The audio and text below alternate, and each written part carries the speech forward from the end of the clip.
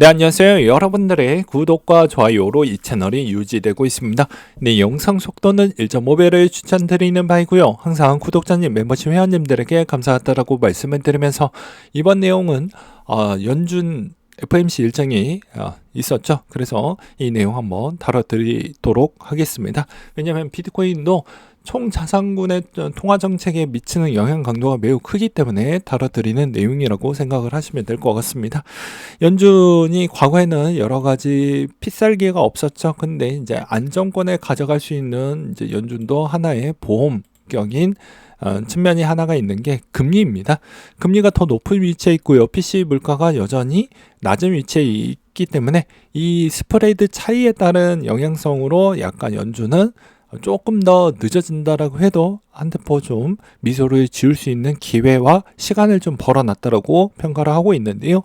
이제 3월달 정도 때가 가까워질수록 아무래도 이제 금리 인하에 따른 압박 속도가 더욱더 많이 나올 것 같은데 또 정치적인 부분하고도 또 얽히면서 또 평가가 나올 수도 있을 것 같다는 이야기가 많이 나오고 있는데 그 이유는 무엇일까요? 침체가 나오게 되면 가파르게 금리 인하를 해야 된다라는 것으로 파월도 생각보다 입지가 좀 난처해질 수 있는 확률이 매우 높아질 수밖에 없습니다. 그리고 그 이유는 미국의 리파이낸싱 나오는 도래하는 물량과 그 다음에 지금 중소은행들에 있는 지금 은행의 현 상태가 그렇게 썩 좋은 형태는 아니기 때문에 그런 걸 종합적으로 고려를 해서 평가를 해야 된다라는 연준의 고민은 좀 있을 것으로 보여지는데 단계적으로 금리 인하를 좀 소폭씩 조정을 하면서 내릴 것으로 보여집니다. 왜냐 소비 심리도 약간 좀 많이 꺾였고 그 다음에 물가도 어느 정도 잡혔기 때문에 조금씩은 내릴 것으로 보여지고요. 그게 아마 1월 달에 좀 힌트가 나와주길 바라볼 뿐이고 만약에 이것저것 핑계를 대면서 3월로 미루어진다라고 하면 아무래도 3월에 구체적인 계획안을 들고 나오면서 우리는 금리 인하 이런 형태로 좀 할 것 같습니다라고 힌트를 많이 줄 것 같습니다. 그래서 제임스 블라드는 이제 여기에서 물러났는데 그 전에 워낙 잘 맞췄기 때문에 다시 한번 가지고 와봤는데요. 여기서도 3월에 금리 인하 안 하면 늦는다라고 이분이 그런 이야기를 했습니다.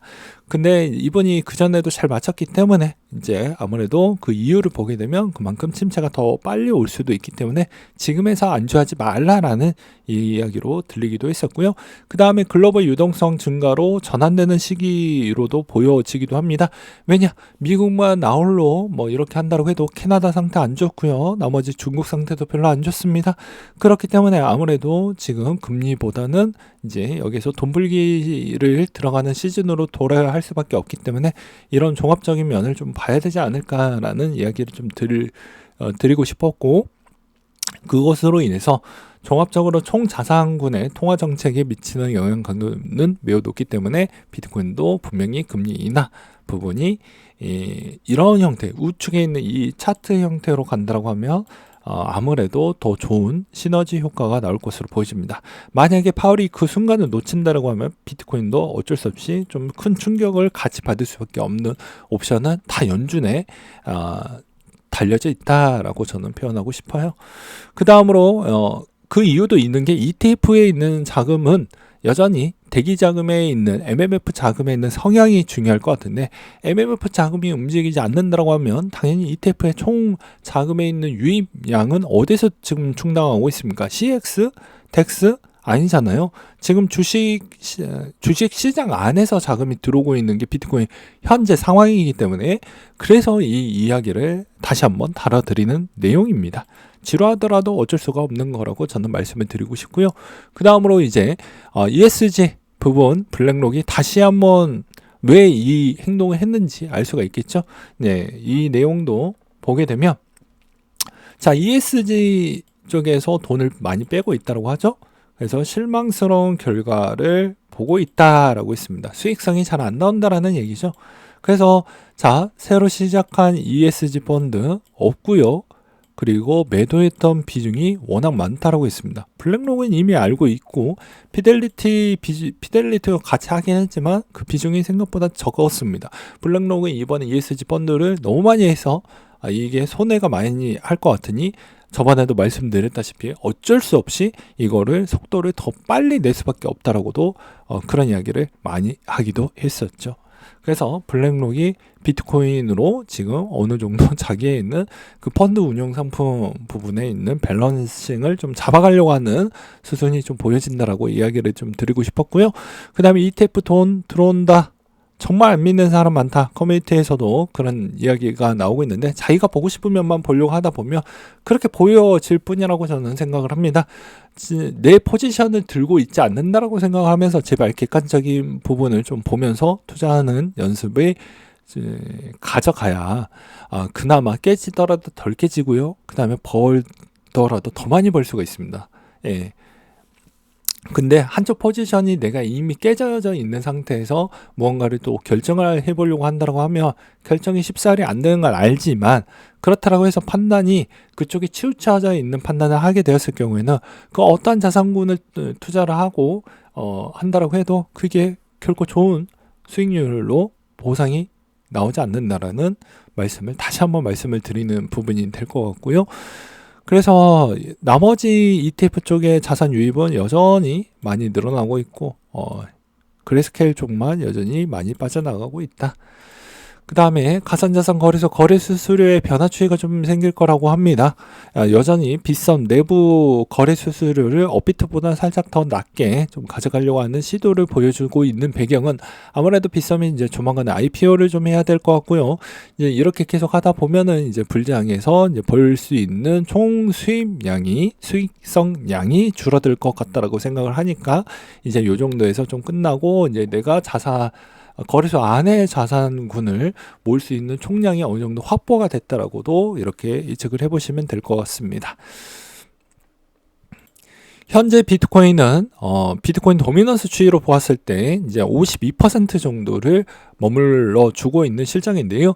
여기서도 보게 되면 기존의 청산 비중도 좀 갈피를 못 잡고 롱 포지션도 갈피를 못 잡고 있는 형태입니다. 그래서 좀 안타깝다라고 볼 수가 있겠고요. 반면에 이제 이 시간대 형태에서도 이 구간을 빨리 벗어나야 오히려 더 올라갈 수가 있는데 아마 이번 주 주중에 전환 시기가 좀 나오지 않을까 싶은데요. 이번 주 지나면 뭐 다음 주에 곧바로 설날이기 때문에 아무래도 좀 위치 방향성이 좀 나오기에는 좀 애매하지 않을까 싶습니다. 항상 설날 전에 그래도 미리 좀 영상을 만들어 놓긴 했지만 미리 알려드린다고 하면 설날 전에 좋았으면요 설날 끝나고도 좋습니다. 그러니까 단기적으로 수익성을 좀 챙겨 먹을 부분이 계신다고 하면 그렇게도 또 접근을 해볼 베팅, 확률적 베팅에 해볼 필요성은 있겠죠.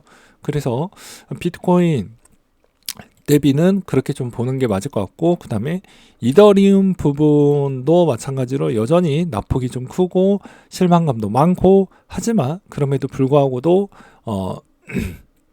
이더리움 제가 계속 째려보고 있습니다.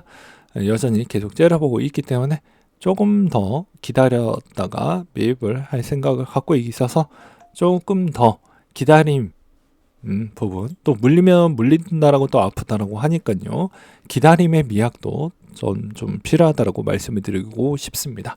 그 다음에 이제 반감기 부분에서 이때까지 좀 많이 못 올랐던 그런 애들 위주로 좀 볼 필요성은 있을 것 같습니다. 그러니까 비트코인 캐시는 수익률 대비 아직도 좀 더 별 볼 일 없어요 라고 이제 이야기하실 수가 있겠지만, 과거 평균 단가 대비 맞춰져 있어서 올라갈 수 있는 수익률 기대감만 좀 재조정만 해준다고 하면 나쁠 건 없다. 그리고 그 다음에 이캐시나 나머지 애들도 상대적 대비 먹을 것은 좀 적긴 하겠지만 그래도 먹을 부분은 좀 있다 라고 볼 수가 있겠고요.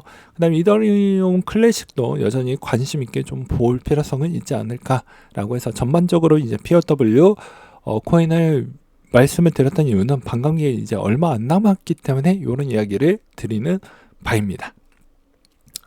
그 다음으로 비트코인이 횡보하거나 만약에 약간 좀 소폭 하락하거나 이런 동향이 보여지는데 도미넌스는 뭐 그냥 좀 보인다라고 하면 눈치껏 나머지 비트코인에서 충분히 머물려고 하는 어느 쪽에 좀 머물 것인지 BRC20 쪽도 먹을 부분이 좀 아직도는 많이 남아져 있기 때문에 이런 것도 좀 볼 필요성은 있다라고 저는 말씀을 드리고 싶으면서 오늘 내용 여기까지 한번 준비를 해보았습니다. 이상으로 마치도록 할게요.